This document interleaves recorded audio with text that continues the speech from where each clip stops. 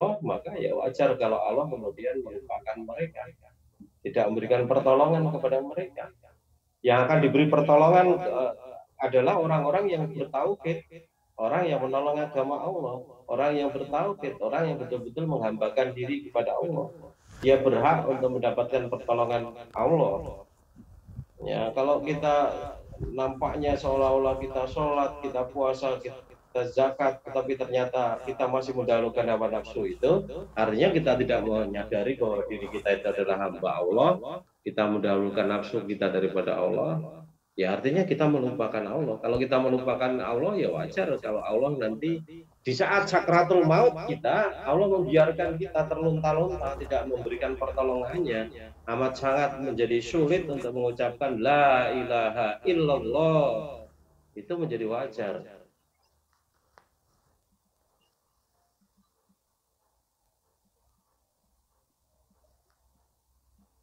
Ya, jadi jangan main-main dengan sifat kemunafikan ini. Kalau kita main-main, kita biarkan hati kita bermain-main dengan kemunafikan ini, ya Allah akan membiarkan kita seperti itu tanpa pertolongannya sampai mati nanti gitu. Innal munafikina humul fasikun. Sesungguhnya orang-orang munafik itu hakikatnya adalah orang-orang yang fasik. Nah, orang yang fasik itu seperti apa? Kita buka lagi definisinya di ayat 26-27 dari surat Al-Baqarah itu. 26 akhir masuk ke ayat ke-27. Surat Al-Baqarah, surat kedua ayat 26 dan 27. Innallaha la yastahi. Bagian akhir saja. Wa ma yudhillu bihi illal fasiqin gitu. Wa ma yudhillu bihi illal fasiqin alladzina yanquduna 'ahdallahi min ba'di mitsaqihi wa yaqta'una ma amara Allahu bihi an yusala wa yufsiduna fil ardh ulaika humul khasirun. Tetapi tidak ada yang dia sesatkan dengan perumpamaan itu selain orang-orang fasik, yaitu orang-orang yang melanggar perjanjian Allah setelah perjanjian itu diteguhkan dan memutuskan apa yang diperintahkan Allah untuk disambungkan dan berbuat kerusakan di bumi. Mereka itulah orang-orang yang rugi.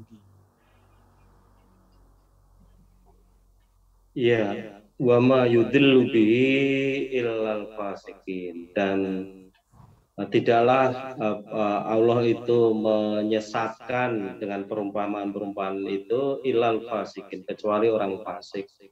Artinya orang fasik akan disesatkan oleh pelajaran-pelajaran Allah itu gitu loh.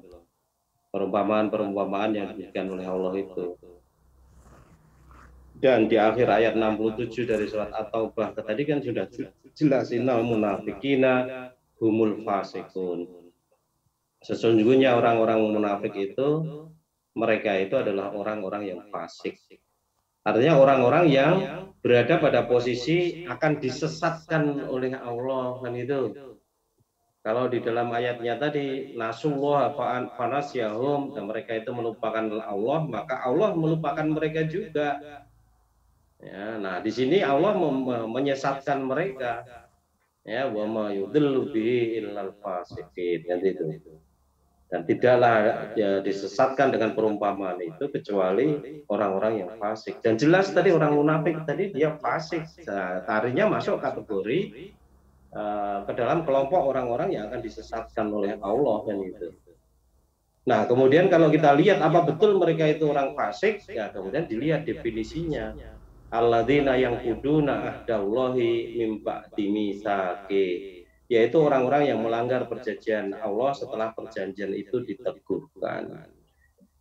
Dia sudah berjanji kepada Allah ketika bersyahadat, asyhadu alla ilaha illallah, aku bersaksi, aku berjanji, aku bersumpah setia bahwa tidak ada ilah yang disembah kecuali Allah. Ternyata yang disembah adalah hawa nafsunya. Bahkan Nasullah fanasyahu, bahkan mereka melupakan Allah. Maka ya Allah melupakan mereka. Maka di sini sudah dijanjikan oleh Allah sendiri, wa ma yudillu bihi illal fasiqin. Dan tidak ada yang disesatkan dengan perumpamaan itu kecuali orang fasik, dan mereka orang fasik. Salah satu sifatnya tadi adalah alladzina yanquduna ahdallahi min ba'di mitsaqih, kan itu. Yaitu orang-orang yang melanggar perjanjian Allah setelah perjanjian itu diteguhkan. Syahadat sudah diteguhkan, seharusnya kita menjadi hambanya yang tulus, ya, tetapi kemudian ternyata bukan menghambakan diri kepada Allah dengan tulus, tetapi ternyata kita menghambakan diri kepada hawa nafsu. Alhamdulillah. Wa yaqta'una ma amarullahu bihi ayyul sholat. Ya, dan memutuskan apa yang diperintahkan oleh Allah disambungkannya. Wa yufsiduna fil ardh, dan berbuat kerusakan di muka bumi, kan itu. Nah, apa yang harus disambung tadi? Yang harus disambung banyak hal yang harus disambung di situ. Misal saja tali silaturahmi, tetapi dia memutus tali silaturahmi tadi karena kekikirannya, karena dia kaya, yang lain saudaranya itu miskin, maka kemudian dia malas untuk menjalin silaturahmi dengan saudaranya yang lebih miskin karena takut nanti mereka akan pinjam uang, utang ini itu, minta ini itu, dan sebagainya. Karena kecintaannya kepada harta dunia, dia kemudian menjadi kikir seperti itu, dan buahnya dia ya sengaja atau tidak sengaja memutuskan silaturahmi. Ya, padahal Rasulullah mengingatkan kepada kita, silmang kotoak wa'ti man haramak wa'fu aman dolamak. Silmang kotoak, sambunglah orang yang memutuskan tali silaturahmi dengan kamu.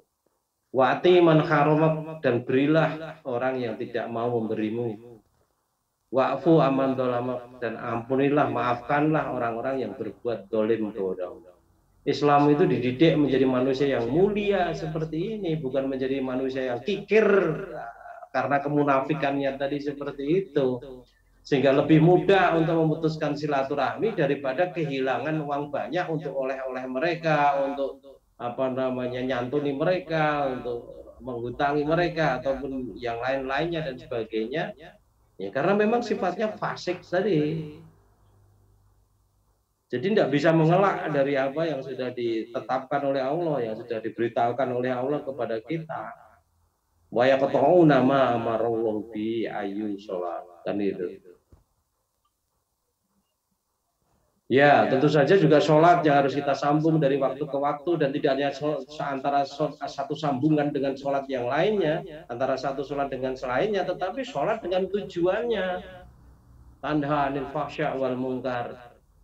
Ya, juga di sisi lain Allah mengingatkan kepada kita semuanya, innani anallah la ilaha illa ana fa'budni wa aqimis sholata lidzikri.